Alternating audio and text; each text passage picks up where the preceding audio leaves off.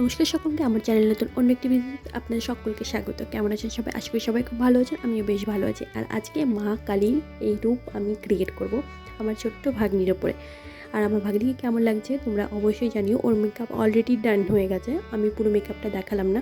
আর এইখানটায় ভাগ্নি আমাকে খুব বিরক্ত করছিল, আর ও এত সাজুনি যে ওর শুধুমাত্র আয়নাই দেখতে হয় সারাক্ষণ। ফাইনালি ভাগ্নির লুকটা কমপ্লিট হয়ে গেছে।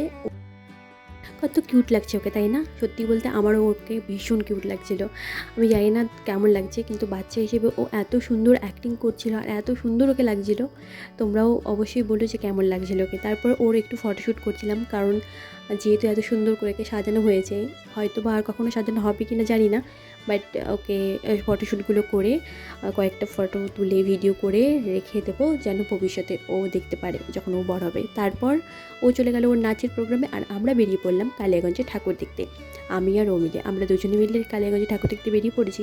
যেহেতু প্রায় অনেক রাত্রি হয়ে গেছিলো, প্রায় 10:30 11টার মধ্যে। তো সেই সময় অনেক ভিড় যে থাকে তা নয়, কিছু কিছু জায়গায় ভিড় থাকে, বাট মোটামুটি ভালোই। আমরা একদম পুরো ডিরেক্ট বাইক নিয়ে ঢুকে পড়েছি। এখানটা একটা ছোট্ট প্যান্ডেল করেছিল, যেটা দেখছিলাম ভীষণই সুন্দর। প্রথমত আমি কালী পুজোয় কখনও ঠাকুর দেখতে বেরোতাম না। আমি জানতামও না যে কালী পুজোয় ঠাকুর দেখতে বেরোতে হয় বা বেরোয় সবাই, আমি জানতাম না, এটা আমার ধারণার বাইরে ছিল। তো তারপর আস্তে আস্তে যখন পুরো ট্রেন্ডিংয়ে চলে আসলো যে দুর্গা পূজার মতো কালী পুজোতে মানুষজন ঘুরতে বেরোয়, 4-5 দিন ধরে কন্টিনিউ থেকে যায়। বিভিন্ন প্যান্ডেল বিভিন্ন রকমভাবে সাজানো হয়, খুব সুন্দরভাবে বিভিন্ন মায়ের মূর্তিও গড়ানো হয়।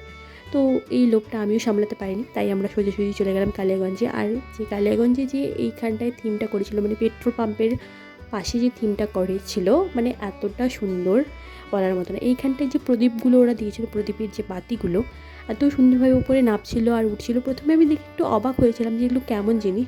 তারপর যখন দেখলাম কাছ থেকে যে ওই জিনিসটা পুরো ওরা একটা হ্যাঙ্গারের সাহায্যে ওটাকে ঝুলিয়ে রেখেছে আর ওঠানামা করছে, বেশ ভালো একটা কনসেপ্ট ওরা করেছিল।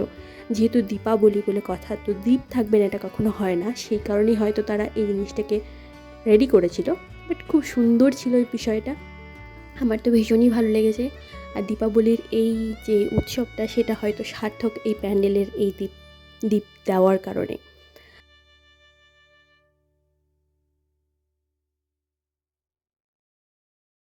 এবার এখান থেকে বেরিয়ে পড়বো নতুন একটি প্যান্ডেলের উদ্দেশ্যে। এটা হলো নেতাজি স্পোর্টিং ক্লাব। এইখানটায় আমরা যাব। আর এইখানটায় এসে দেখলাম খুব সুন্দরভাবে এখানে মানে 7টা রঙের যে কম্বিনেশন, সেই কম্বিনেশন দিয়েই কাজ করেছে। বেশ একটা ট্র্যাডিশনাল লুক দিয়েছে, যেমন স্বস্তিক, ত্রিশূল, কুলো, যেগুলো আমাদের বাঙালিদের ঐতিহ্য।